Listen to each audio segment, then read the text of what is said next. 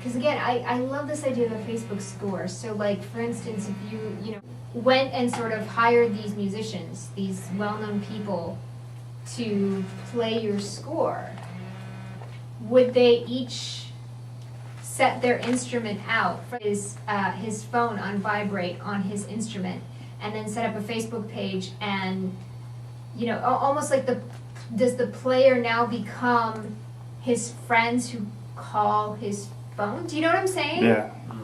Like it's really yeah. The second idea which was rooted in here, I was really intrigued with espionage. So I was trying to get people to volunteer their phone bill. So like Okay. the number of phone calls people receive and the distance, I mean the time it took for them to talk for that message or receive that okay. call, then make a score out of that. Okay. That was another option with it. We came out of this Yeah. idea. So there's multiple things that I Yeah. was planning to do. It's completely different pieces. This piece of looking at people's telephone bills and creating a score, that's very John Cage. You know, this whole taking the composer out of the equation, you know, and just dealing with what you're presented with, you know, letting something else dictate the score for you. This is very different from that, like I was saying, because now all of a sudden, I mean, you've really kind of messed up the role of the player and the composer. Because as the composer, you've come up with this idea, these instructions, you know, call this number. You know, you set it up on Facebook, and the score is on Facebook, and it's call this number. But now, what number do you call, and what instrument do you play? All of a sudden, I'm kind of wondering, is that where you can suddenly start to manipulate the player? Like I was saying, like Fred Lumber-Cohn now puts up a Facebook page saying, I'm playing Eugene's score, please call my cell phone number between 8 and 8:10. And then he puts his cell phone on his instrument, and then people call it, and that's Fred playing. Or has Fred now just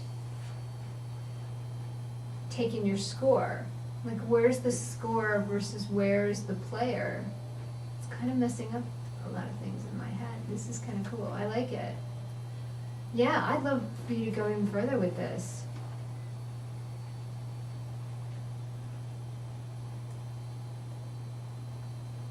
It's very cool.